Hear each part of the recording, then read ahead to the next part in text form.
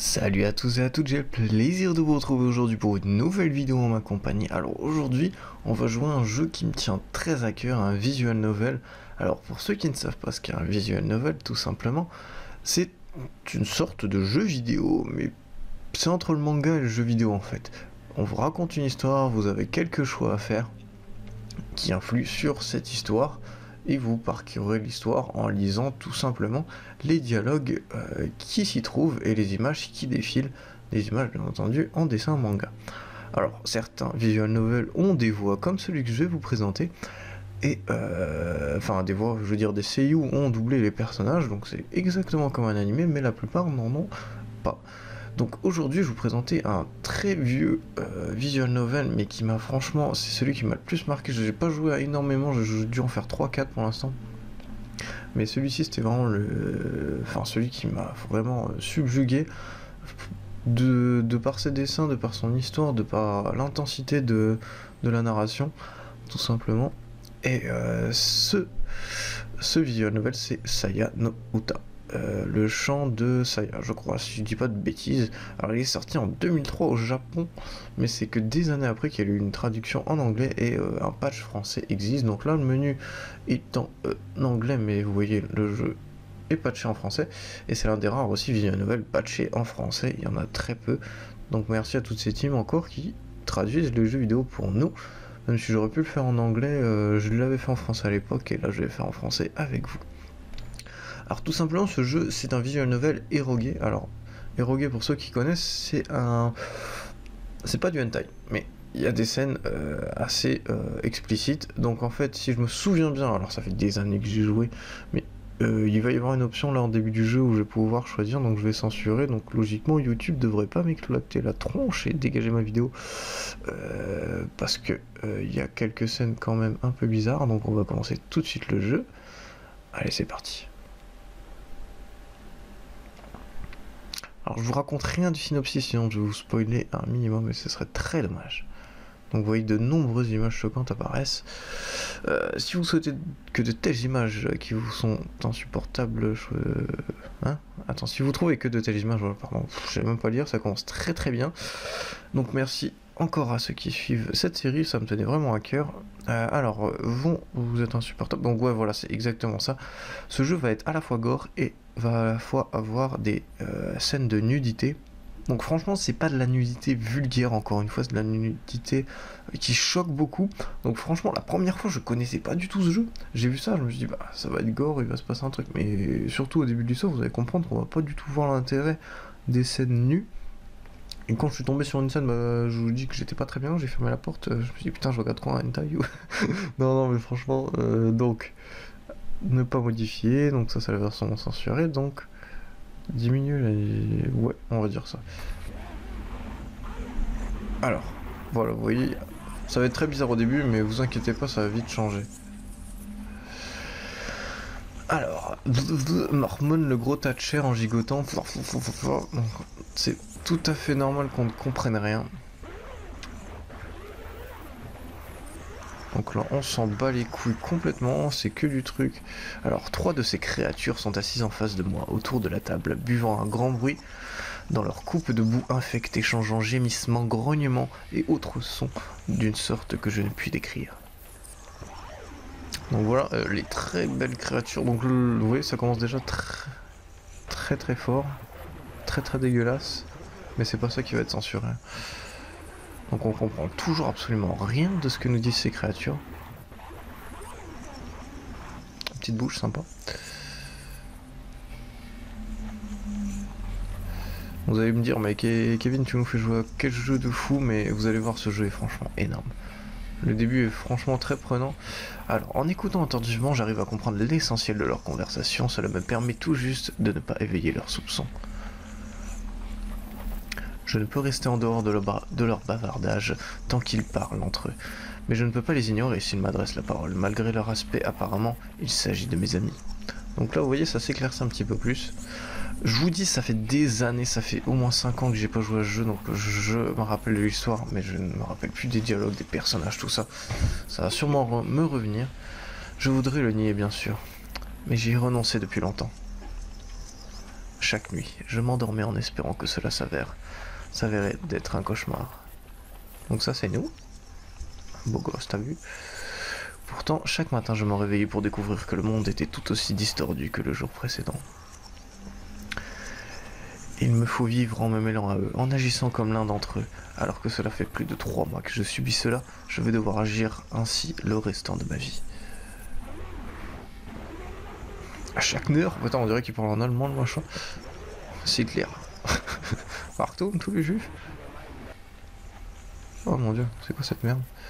Franchement, vous voyez, les dessins sont très choquants, très prenants, donc ça va vraiment aider à l'immersion dans l'histoire, vous allez voir. Alors, à en juger par le ton de celui-ci, il doit s'agir de Koji.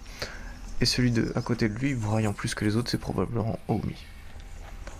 Ce qui signifie que celui qui est à côté de moi, ce doit être Yo, bien que je ne puisse plus percevoir en elle la moindre trace de ces traits si autrefois raffinés. Je fais de mon mieux pour essayer d'ignorer l'insupportable puanteur d'excréments que leur chair palpitante émet. Donc apparemment c'est nos amis, mais on ne les reconnaît pas du tout, ils ont une chair dégueulasse, ils nous ressemblent à des gros tas de morve fusionnés avec un sac poubelle, on ne sait pas. Putain, il est en train de me niquer les oreilles au casque, je vous dis pas. Tout a totalement changé. Tandis que tout m'apparaît différemment, mon rapport au monde est resté le même. Ces créatures faisaient partie du même club que moi au collège, et nous sommes devenus de très bons amis. Nous partions même skier chaque hiver pendant les vacances. Maintenant, ce ne sont plus que de très agréables souvenirs de jours qui jamais ne reviendront. Si seulement tout le monde, en incluant mes amis, m'avait oublié, j'aurais peut-être été en mesure de me couper de la réalité.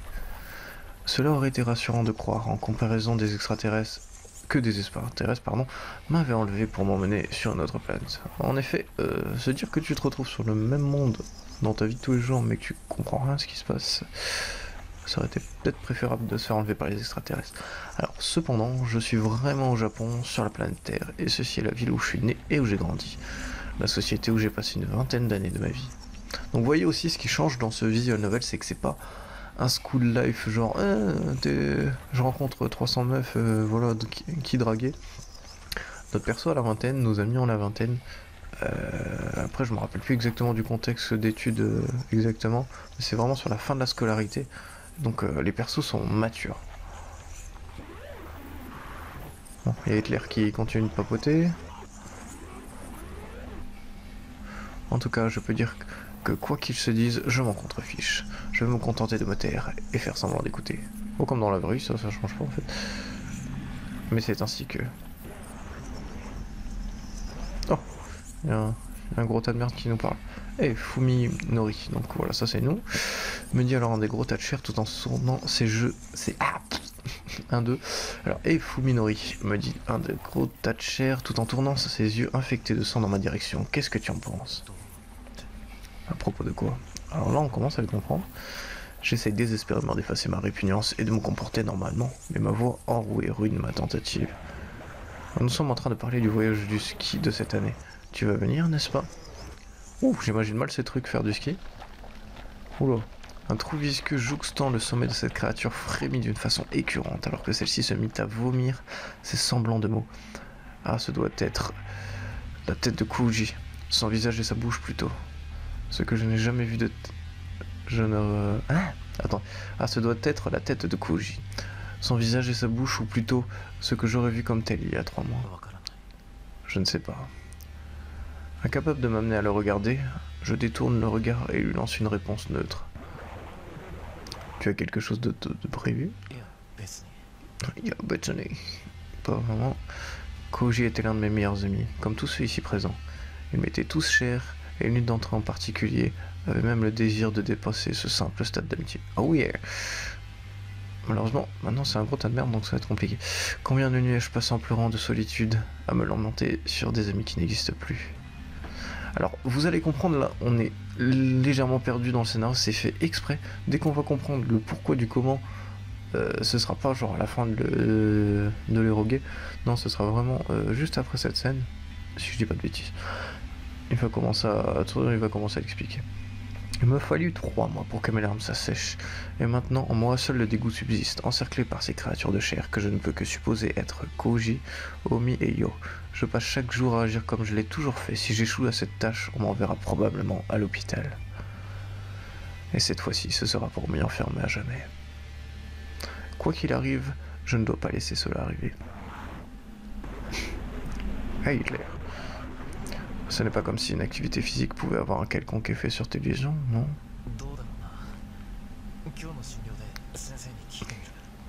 Donc vous voyez quand même le doublage est plutôt de qualité, vous allez voir pour les autres persos. Je n'en suis pas certain, je poserai la question à mon médecin lors de mes examens. Donc vous voyez, on commence à parler de trucs médicaux, vous allez en voir le bout. Moi je sais déjà mais je me tais. Je suis à bout, je ne peux ni les regarder ni écouter leur terrible voix plus longtemps. J'avoue que leur voix est particulièrement chiante, en longueur de temps ça doit être horrible. Perdant patience, je bondis de ma chaise. Eh, faut m'énerver, va te faire enculer. Un jet de bave visqueux, tout filandreux en provenance des cils vibrant autour de cette espèce d'orifice qui lui sert de bouche vole dans ma direction. Esquive. Non. J'essaie de me protéger, mais il est trop tard pour empêcher. Le dépôt gluant d'éclabousser mon visage tel un jaune d'œuf pourri. Tente pas. Je suis sur le point de vomir, donc de craquer. Je n'ai plus qu'un désir, agripper une chaise, une table, n'importe quoi à ma portée, l'utiliser pour pulvériser cette créature, histoire d'en finir une bonne fois pour toutes. Oui, mais tu ne peux pas, sinon tu vas finir à l'asile. C'est à peine si j'arrive à réprimer cette impulsion. Il faut que j'évite d'éveiller leurs soupçons. Qu'importe la manière dont ils me regardent, il s'agit de leur monde. C'est à moi, et c'est moi l'étranger ici. Comme je viens de le dire, c'est le jour de mon bilan, il faut que j'y aille. J'essaye de feindre un sourire, mais je ne suis pas sûr que ça marche. Mettant la main à ma poche, je tire le premier billet qui se trouve et le pose sur la table sans même le regarder. En mode Thug Life, je dépense 10 000 yens pour un café, c'est pas grave. C'est probablement assez pour la boisson que j'ai commandée. Et puis je me fiche de la monnaie, tout simplement. Je veux tout simplement sortir d'ici le plus rapidement possible. Et puis sinon ces gros tas de merde, ils payeront la différence. De me cracher dessus. Donc oui, il y a même un petit peu de bruitage et tout. C'est super sympa. Donc j'espère que je vous fais découvrir aussi les visual novels si vous connaissez pas. Alors je pars prenant littéralement mes jambes à mon cou. Et voilà, là ça va se calmer, on va en apprendre plus. Je ne suis pas fou. Kawaii. Oh. Hey, dit Takahata Omi. Pourquoi ne pas faire du patinage lors de ce voyage au ski de cette année? Tokukoba Yo fronce les sourcils à cette proposition. Patiner? Pourquoi se rendre à une station de ski si c'est pour y aller? Si c'est pour aller y patiner. Oh, excusez-moi, je vais arrêter de parler. Hop.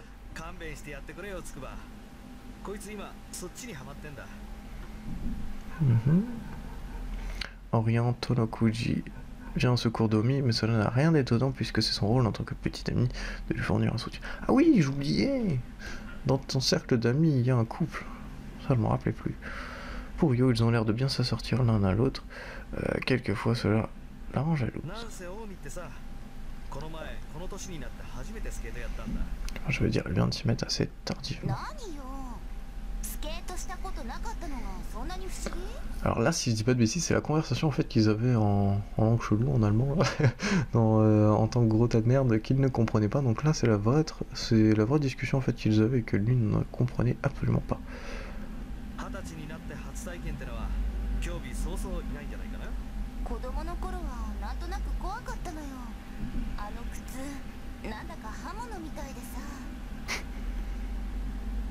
Voilà. Donc voilà, un nouveau artwork derrière, donc tu as été capable de... Bon, une conversation assez banale hein, sur le...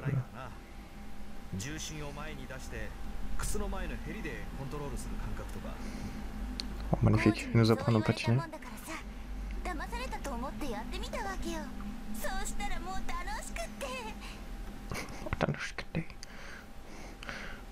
Oh, alors il s'agissait d'un rendez-vous. Yo ressent en elle la morsure de l'envie. Koji et Omi jouissent de leur temps ensemble comme le font normalement n'importe quel amoureux. Il n'y a sûrement pas de quoi être jalouse, je sais juste qu'elle n'a pas de veine. Elle tire la chandelle.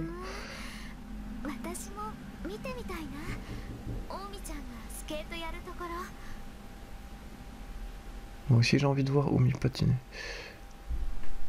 Yo continue de jouer la carte de l'optimisme, essayant de dissimuler ses conflits intérieurs.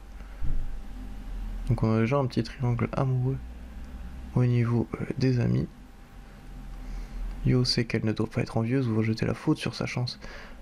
Elle aussi a quelqu'un qui lui est cher. C'est à cause de la terrible tragédie qui lui est arrivée qu'il ne passe plus de temps avec elle. Ce fut un véritable malheur, du genre en comparaison à rendre sa malchance ridicule.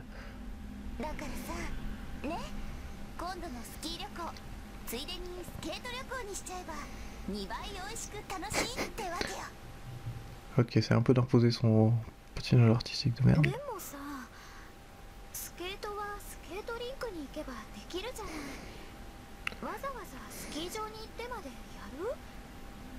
Ah oui, pourquoi patiner?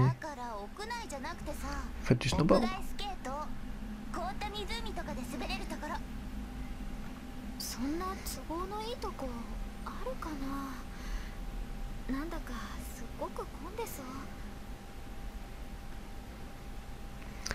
Donc une conversation super passionnante entre filles bien sûr. Tout en parlant, Yo furtivement lui jette un coup d'œil de biais.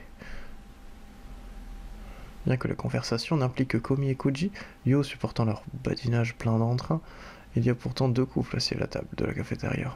En d'autres termes, le petit ami de Yo, quoiqu'il subsiste quelques doutes sur le fait qu'on puisse l'appeler ainsi, est également assis avec eux. Ah oui, lui est très important comme personnage, je me rappelle. Peut-être que Koji a-t-il senti sa douleur à sa manière habituelle, discrète et attentionnée. À propos de quoi? Donc vous voyez, c'était quand le tas de merde nous demandait qu'on avait compris la question. À cause de la fiction de Yo, Sakisaka, Fuminori élude cette soudaine interrogation avec une question vague d'un marmonnement qui lui est propre.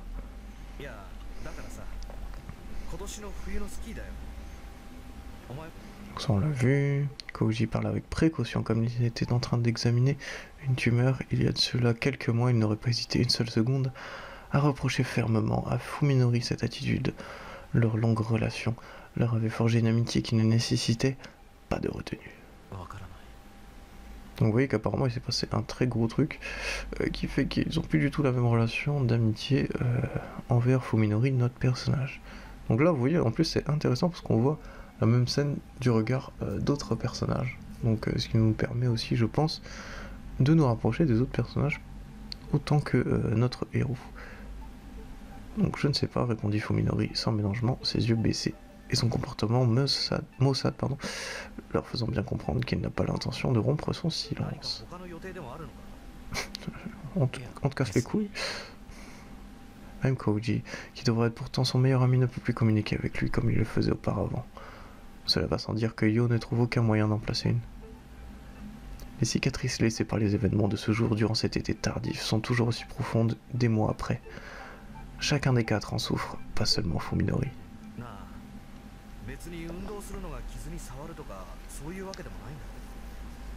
Ça on l'a vu.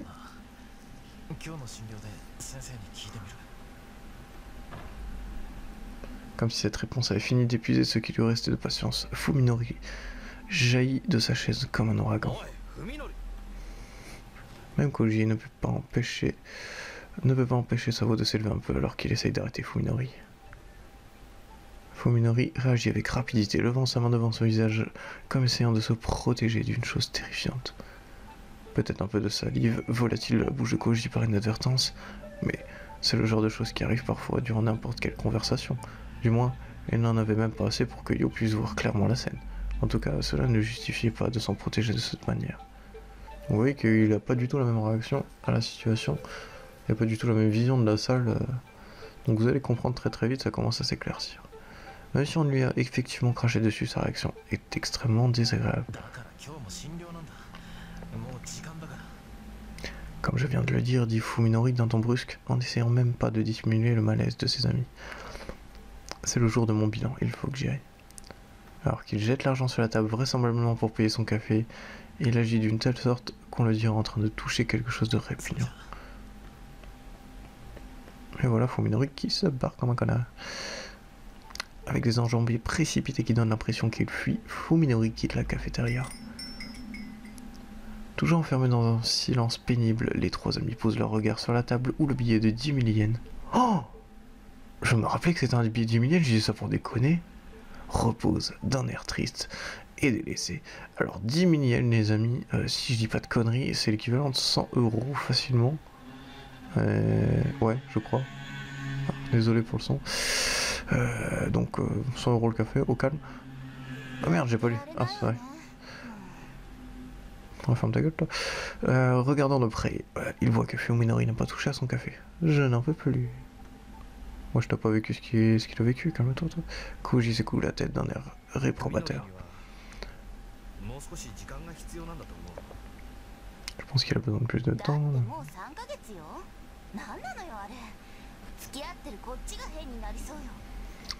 Je pense que c'est lui qui devient plus fou que toi.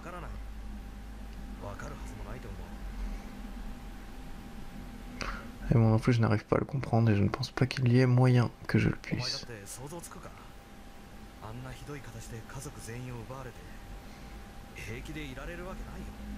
Donc voyez, on a une petite indice, il vient de perdre sa famille, mais vous allez voir, pas seulement.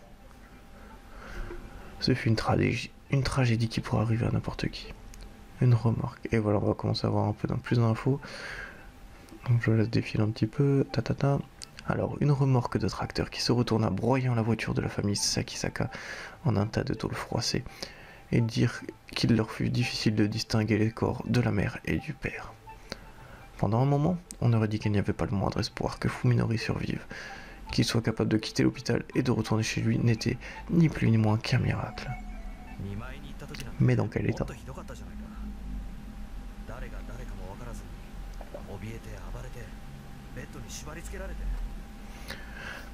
Il était encore pire quand nous l'avions été le voir à l'hôpital, tu te rappelles? On le terrifiait, comme s'il ne se rappelait plus de nous, et piquait une de ses crises au point qu'il fallait l'attacher au lit. Je suis content qu'il soit revenu d'aussi loin.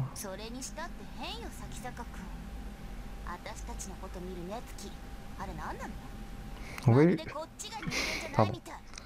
Lui, c'est le mec posé, qui a un regard posé sur la situation, positif. Elle, c'est la grosse connasse qui pense qu'à sa gueule, qui est pas contente qu'on lui parle mal, alors qu'elle n'a pas vécu ce qu'a vécu notre mec.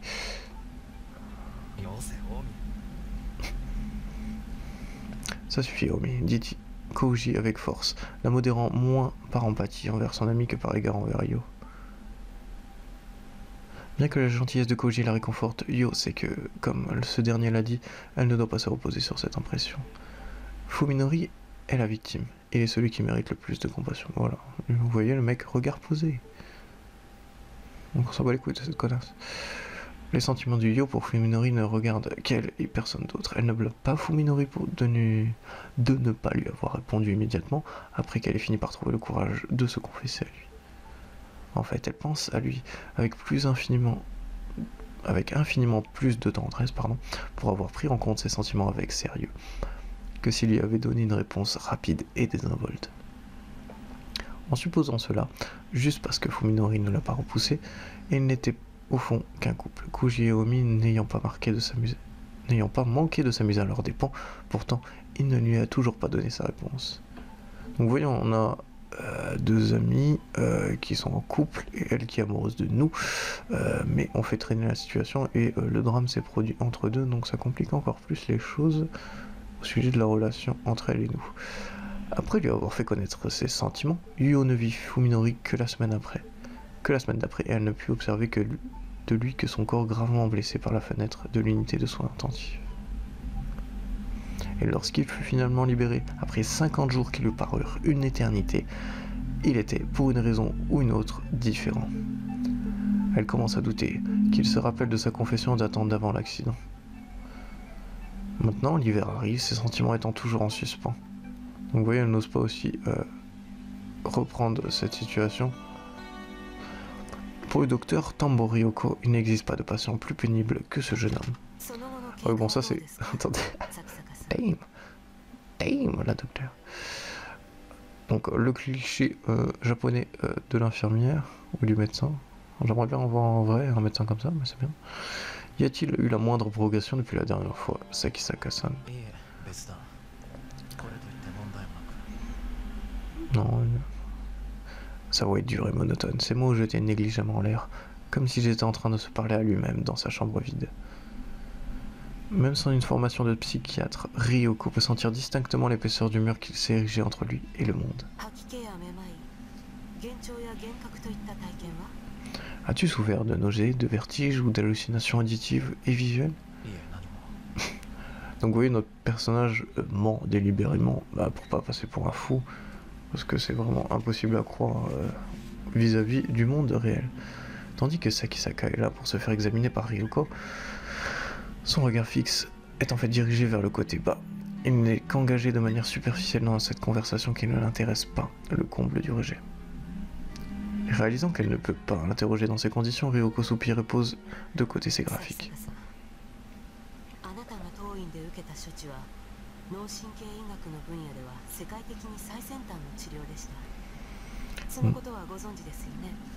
Donc vous voyez, on commence à avoir encore des autres infos. Apparemment l'accident nous a vraiment mis dans un sale état et on a eu affaire à de la neurochirurgie, donc on a touché à notre cerveau.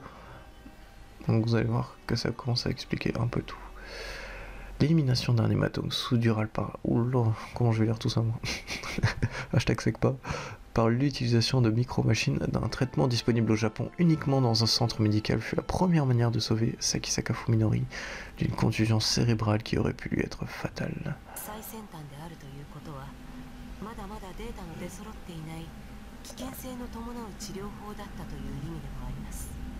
En tant que traitement nouvellement créé, nous sommes encore à la collecte de données, ce qui veut dire qu'il peut comporter des risques. En effet. Les lèvres de Sakisaka Fuminori se tordent légèrement en ce qui pourrait être un sourire cruel ou moqueur, mais celui-ci disparaît avant que Ryoko ne puisse discerner la teneur.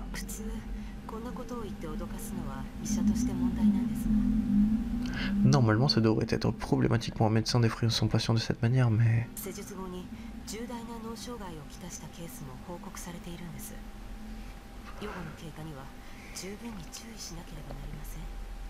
Des rapports ont signalé de sérieux troubles cérébraux post-opératoires. Nous devons de continuer à contrôler ton état de manière attentive.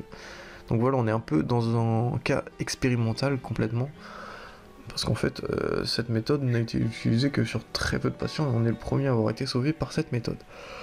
Donc, en fait, ils nous observent et ne savent pas du tout les effets que peut avoir cette opération. Et quels effets, vu qu'on a totalement... beaucoup d'effets secondaires dans notre tronche.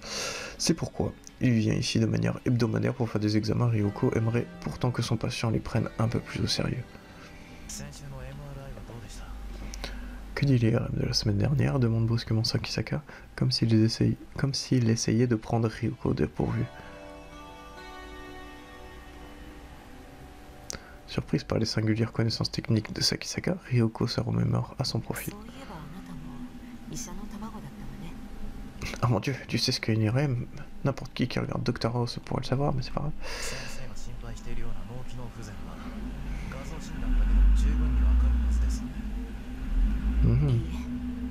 Et il n'y a rien, pas la même, pas la...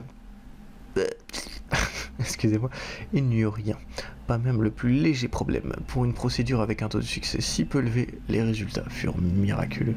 Néanmoins, quelque chose chiffonne toujours Ryoko. Se fiant à ce que l'on pourrait appeler l'intuition du médecin, elle pense que quelque chose ne va pas avec ce patient. Elle ne peut pas se débarrasser du sentiment qui lui dissimule quelque chose sous ses dehors vigilants.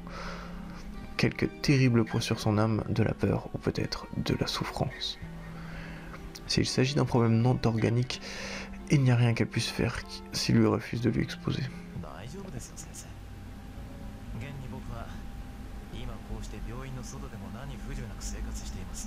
Je vais bien, docteur. Pardon, je vais bien, docteur. Après tout, je vis sans difficulté en dehors de l'hôpital. Quel problème pourrait-il m'arriver? Donc vous voyez, notre personnage est en effet très intelligent aussi. Il sait ce que veulent entendre les gens et c'est ce qu'il faut pas dire pour pas passer pour un fou.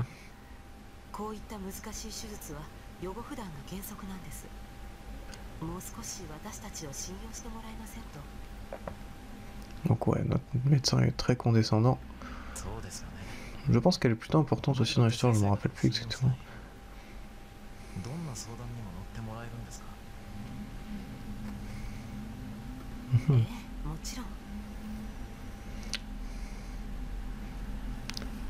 Je me demande, est-ce que je peux vous faire part du moindre problème? Oui, bien sûr, lui répondit Ryuko, souriant pour dissimuler son irritation, pressentant de ce qui va suivre.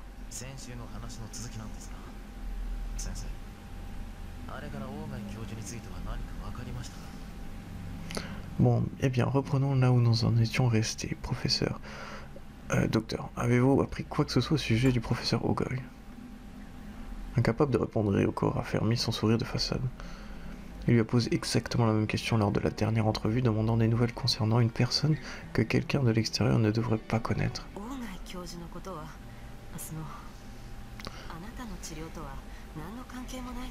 Donc on a posé la question qui pique.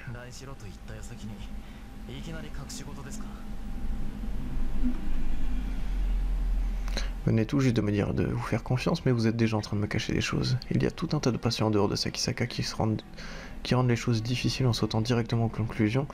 Ryuko comprend parfaitement qu'il ne s'agit pas d'une réaction normale lorsqu'une vie est en jeu. Anormale, pardon, lorsqu'une vie est en jeu. Dans le cas de Sakisaka, cependant, elle ne cède pas en lui cette impatience. Manquant de perspicacité qui caractérise les autres patients. Son sang-froid donne l'impression qu'il est en train d'interroger un suspect dans une affaire de crime plutôt qu'un médecin.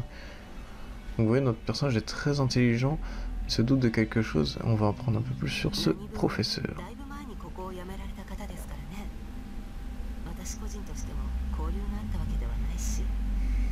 Apparemment, il a quitté l'hôpital.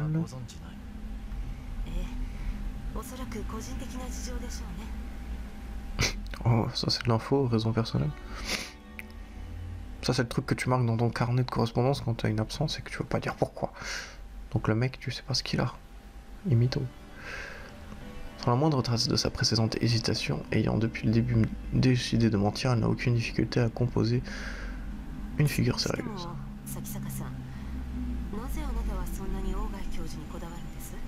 Pourquoi es-tu si obsédé par ce professeur? Nanana, est-ce que tu le connais? Vous savez qu'il a été déclaré disparu? Ryuko se rend compte que sa réponse fut un peu trop rapide. Elle aurait dû faire preuve de plus de surprise.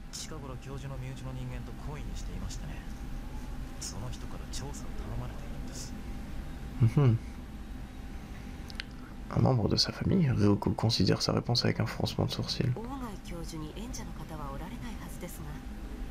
Je crois pas que le professeur Ogoi ait eu le moindre parent. Qui vous a dit ça? Il ne s'agit que d'une rumeur, réplique Ryuko, réalisant d'avoir dit plutôt qu'elle n'avait aucun contact avec lui. Quel mytho. Je vois, ainsi le professeur Ogoi était suffisamment célèbre pour que de telles rumeurs circulent. Bien l'été. Oh là là, le mec retourne la conversation. En plus, j'adore ce visual novel parce que le héros est énorme. Genre, c'est vraiment ce style de héros qui est kiffant à connaître. Genre, je sais pas, celui de Like de Death Note ou même elle ou je me rappelle plus ton prénom, mais le mec dans No Game No Life ou enfin tous ces persos super intelligents qui cassent tout le monde mais de manière avisée. Qui ont vraiment le petit truc pour sortir gagnant d'une conversation avec quelqu'un. Alors, eh bien, il était, à ce qu'il paraît, un homme peu ordinaire, mais personne ne sait pourquoi il a quitté l'université. Donc là encore, on comprend qu'elle nous ment. Ryuko se tait, sachant que ce n'est pas un sujet qu'on élude d'un simple sourire. Sakisaka semble avoir finalement atteint son but, tandis que son étranglement rigide s'adoucit. Docteur, je dois absolument retrouver le professeur Ogoi. Il y a un enfant, intéressant, qui ne sait pas quoi faire sans lui, pouvez-vous m'aider? Ne serait-ce pas quelque chose dont la police devrait se charger? Bien qu'elle dise cela comme si ce n'était rien, cette suggestion est une entreprise risquée. Si la disparition d'Ogoi Masahiko devenait une affaire policière, l'université serait probablement la cible d'investigation. La couverture mise en place pour dissimuler le foutoir d'Ogoi disparaissant, la faculté tout entière devrait faire en sorte de se débarrasser des preuves. Oula! Et cela inclut Ryuko elle-même, bien entendu. Donc il y a un gros truc derrière, je m'en rappelle même plus de ça. Enfin très très vaguement. Cependant, Sakisaka n'est pas le genre à demander de l'aide à la police tout d'abord, son excuse est en gros bobard avant de se permettre d'enterrer la vérité sur ce qui s'est passé. Sur ce qui s'était passé. Et ils commencèrent déjà par s'assurer qu'Ogai n'avait aucun proche qui pût demander auprès de lui. Mais comment Sakisaka, qui n'a aucun lien avec l'hôpital autrement qu'en tant que patient, apprit-il ce qu'il était d'Ogai?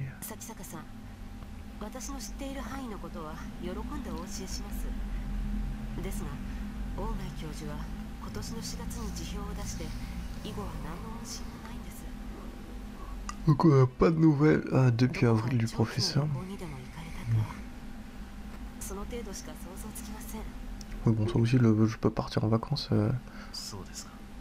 c'est facile. Donc là, résigné, de toute façon, on a appris ce qu'il fallait apparemment. S'attendant à la résistance, Ryoko est surpris que Sakisaka revienne sur sa position. Mis à part ça, elle s'inquiète toujours de son état, et le lien mystérieux entre lui et Ogai Masahiko ne fait que la rendre plus anxieuse. Tant qu'il ne s'ouvrira pas à elle, il n'y a rien qu'elle puisse faire. Après une courte pause, Ryoko écrit pour aujourd'hui « Bonne progression » sur ses feuilles d'examen.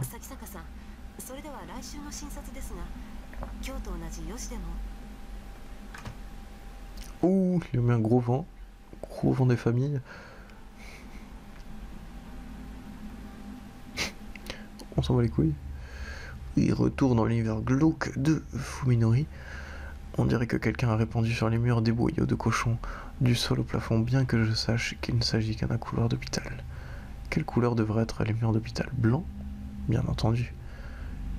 Il va sans dire que l'hôpital ne peindrait ses murs de cette couleur, et pour ces créatures de chair en décomposition qui marchent en traînant des pieds autour de moi, ce couloir doit être aussi blanc qu'il ne le devrait.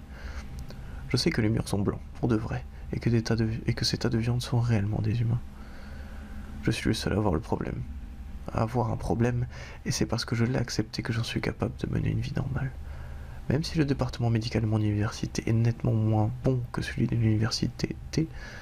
Alors ça c'est un truc dans les mangas, il fait toujours marrer les villes T, université T, enfin les lieux random. Je reste un étudiant en médecine spécialisé en neurochirurgie, j'ai une idée élémentaire de ce qui m'est arrivé, bien que ce soit dur à croire. Donc on a beaucoup de chance, on est étudiant en neurochirurgie et on a eu affaire à de la neurochirurgie sur nous-mêmes. Suite à l'accident donc qui a tué nos parents, ce n'est pas un état pathologique, il s'agit probablement d'une forme d'agonie ou d'un type inconnu de trouble cognitif. Le morceau de viande nommé Tamboryoko dit qu'il y a eu des patients qui ont développé des troubles cérébraux après avoir reçu le même traitement que moi, alors je suppose que je ne suis qu'un fiasco supplémentaire. Un parmi tant d'autres au sein de la prestigieuse école médicale de l'université T. Cela me donne envie de rire au nez de cette je sais tout de médecin. Bitch. Cela dit, ne rejetant pas la faute sur les docteurs qui m'ont opéré, après tout je leur dois la vie, je sais mieux que quiconque combien les chances de succès étaient moindres, et qu'il n'y avait pas d'autre moyen pour sauver ma vie. Tout ce qui m'est arrivé, je ne le dois qu'à la mauvaise étoile et à rien d'autre. Donc vous voyez l'état de la ville dans lequel on peut la voir. C'est juste dégueulasse. Ce truc. Je vois toute cette merde, je me dis ce truc. Non, le truc, c'est que mon état ne se soigne pas comme on en ferait d'un banal handicap mental. Je n'ai pas d'autre choix que de vivre le restant de ma vie avec ce trouble. Tout comme quelqu'un devrait s'adapter à un appareil acoustique ou à une chaise roulante, je dois m'adapter à ce décor écœurant. Bien sûr, c'est dur, et ce ne fut pas facile de me résigner. Mais à présent, tout n'est pas désespéré, même pour moi, il existe une lueur d'espoir. Fixant mes pieds pour ne pas voir autant que possible ce monde effrayant, je me dépêche de rentrer chez moi. À la maison. J'habite dans une... what the fuck, c'est quoi cette merde? Putain, je me rappelle plus que sa maison était aussi mal en point aussi. Il faut imaginer que vous voyez des boyaux et de la merde partout, sur tous les murs, dans toutes les rues, sur les gens. C'est génial. J'habite dans une banlieue tranquille, dans une maison qui est beaucoup plus grande pour moi. Mes parents, plus malchanceux que moi, sont morts dans l'accident il y a 3 mois. Je ne puis même pas aller aux funérailles étant donné que j'étais en soins intensifs. Les affaires de mon père firent faillite. Mais il me reste la maison et suffisamment d'argent pour vivre un bon bout de temps. Donc ça c'est plutôt cool, et plutôt quiché. Bien entendu, cela me rend triste, mais cet accident m'a enlevé bien plus que mes parents. Tout bien pesé, être capable de vivre seul comme je l'entends a probablement été pour moi une bénédiction. S'ils étaient toujours en vie, mes parents ne m'auraient jamais autorisé à vivre avec une fille aussi étrange. Les filles. Ding. Alors là, ça part en itchy, genre y a plus de parents, on est une fille. Putain, les musiques de ce jeu, les amis. Oh, je crois que c'est pour ça que je passais des heures sans m'arrêter sur ce jeu, mais les musiques sont juste géniales. Alors que j'ouvre la porte, une voix joviale m'accueillit de la cuisine. Aussi limpide que le cristal, la voix est incontestablement humaine. À l'instant où elle me parvient aux oreilles, elle chasse hors de ma mémoire les horribles voix et les sons distordants de cette journée. C'est vrai que c'est l'une des seules personnes qu'on entend normalement. Saya, attention. Même le petit bruit de ses pas qui fait super flippant quand t'as un casque sur les yeux, putain. Oh, un casque sur les yeux, un casque sur les oreilles, putain je suis fatigué. Même le petit bruit de ses pas descendant le couloir et la musique est une musique à mes oreilles. Nulle part en ville je ne peux entendre un tel son, il n'y a que dans cette maison, avec Saya, que je peux avoir ce privilège. Et voilà Saya! Tu es en retard. Je me suis un peu inquiété. Excuse-moi, j'ai dû m'arrêter à l'hôpital aujourd'hui. C'était aujourd'hui. Dans son sourire, dans le penchement interrogateur de sa tête, réside tout ce que j'ai perdu. Une écho. Non, c'est pas vraiment une écho, c'est juste sa coupe de cheveux qui donne un peu cet effet. Depuis mon accident, cette fille est la seule personne que j'ai pu rencontrer, peut-être la seule au monde qui ne déclenche pas mon trouble cognitif. Et oui, les amis, je sais pas si vous avez compris, mais cette personne est la seule qu'on peut voir de façon normale, de façon complètement humaine. Pas de vomi, pas de bruit chelou, pas d'apparence hideuse, complètement le contraire. C'est vrai, sa peau a l'air trop blanche, et puis la couleur de ses yeux et de ses cheveux est sans doute différente en réalité. Même ainsi, sa silhouette est nettement indéniablement celle d'une humaine. Et il ne s'agit pas seulement de son apparence, même sa voix, ainsi que sa... Alors que je me penche pour enlever mes chaussures, Saya, comme toujours, enroule ses bras autour de mon cou et m'attire gentiment contre sa poitrine. Sa peau ressemble vraiment à celle d'une humaine, ni froide, ni visqueuse, et de sa chevelure s'exhale l'odeur d'une jeune fille. Seule Saya, sur Terre, est capable de satisfaire mes 5 sens. Bon, c'est un peu bizarre ce que j'ai étudié, mon garçon. Et qui plus est, elle me sourit, mettra à tout bénef, quoi. Elle sait quelle est ma planche de salut, et pour une certaine raison, cela la rend heureuse que je dépende d'elle. Si je ne l'avais pas rencontrée, si j'étais demeuré seul au milieu de cet univers déformé, accablé par toute cette laideur, j'aurais fini par succomber à ma folie. Il n'est pas exagéré de dire qu'elle me permet de rester en vie. Qu'est-ce que tu as fait aujourd'hui?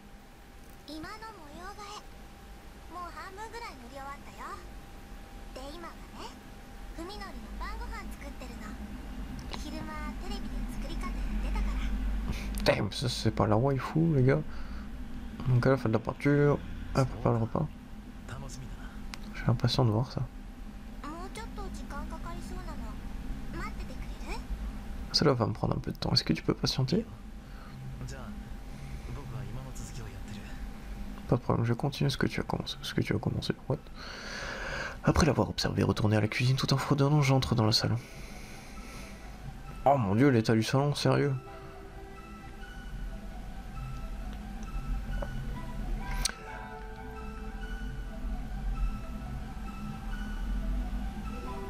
Je me suis rendu compte un jour que si ces couleurs naturelles me soulèvent mon cœur, tout ce que j'ai à faire c'est de le repeindre par-dessus à l'aide de teintes qui me paraissent agréables. Après que j'ai acheté toutes sortes de peintures dans une quincaillerie, Saya et moi essayâmes différentes combinaisons, et va sans dire qu'après avoir peint la chambre du sol au plafond, je suis pour la première fois capable de dormir en paix depuis l'accident.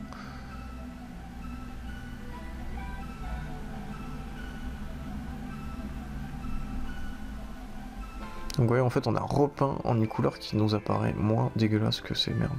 Donc un peu plus vert. Quand nous commençâmes en premier par le salon, Saya, ne sachant pas quoi faire des rideaux, s'était contenté de peindre prudemment autour des fenêtres. Sans une once d'hésitation, j'arrachai les rideaux et peignis les vitres elles-mêmes. Normal. Il n'y aura jamais rien à l'extérieur de cette ville que je veux voir. Il suffit de garder les volets fermés pour que les voisins ne se doutent de rien. Yes, la bouffe.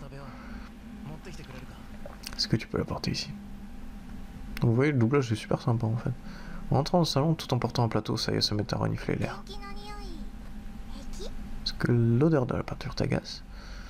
Maintenant qu'elle la mentionne, je suppose que l'odeur de la peinture diluée doit être accumulée dans le salon clos.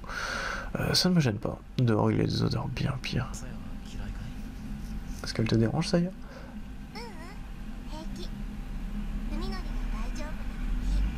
Oh, elle est trop mignonne. Ce personnage est ouf, les amis, je vous dis franchement. Saya pose la nourriture sur la table. Malheureusement, ni sa couleur ni son odeur ne sont appétissantes. Non pas qu'ailleurs, la nourriture le soit différente. Oui, tadakimasu. Par ailleurs, je prends mon courage à deux mains et transporte méthodiquement la nourriture à ma bouche. Comme je m'y attendais, le goût est abominable. Mais ce n'est pas la faute de Saya, je suis sûr qu'elle a fait exactement comme l'émission de cuisine l'a indiqué. Ce sont juste mes papilles gustatives qui ne peuvent pas laisser passer ça. C'est pas bon. Oh bim. La pauvre. Si je lui plantais, elle ne serait pas contente. Elle est au courant de mon état.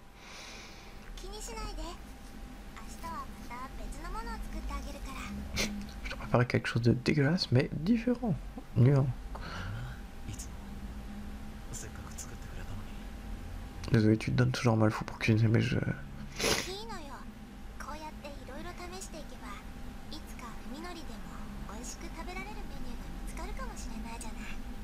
Oh, c'est pas mignon tout ça. Dans mon état actuel, manger n'est rien d'autre qu'une obligation gênante. Autant je hais cela, autant je dois le faire pour survivre. Si je reste en vie, peut-être qu'un jour, comme le dit Saya, serai-je à nouveau capable de manger quelque chose de délicieux. J'ai bien rencontré Saya, n'est-ce pas? Tu ne manges pas? Non, j'ai déjà mangé. Oh, vous allez voir sur la fin, il y a tellement de révélations les amis. De toute façon, je pense que je vais arrêter là. Petit dîner en tête à tête avec du vomi dans l'assiette fait par Saya. Non mais franchement, je vais m'arrêter là, je vais revenir au menu. On va sauvegarder bien entendu. C'est bizarre parce que j'ai changé de PC, j'avais une sauvegarde avec le jeu fini et toutes les CG, mais là c'est plus le cas. Oui, on peut même retourner en arrière, c'est cool. Tac. Donc voilà les amis, c'était la première partie de Saya no Uta. Alors j'espère, je vous remercie infiniment d'avoir regardé l'épisode en entier, si c'est le cas. J'étais super content de commencer cette aventure avec vous. Je ferai tout le jeu en entier bien entendu. Le jeu est pas super long, il dure quelques heures, je me rappelle plus exactement combien de temps. Mais j'espère qu'il vous a intéressé autant qu'il m'a intéressé. Je vous dis, il y a plein de mystères à résoudre et quand ils vont être résolus sur la fin, vous allez voir, c'est énorme.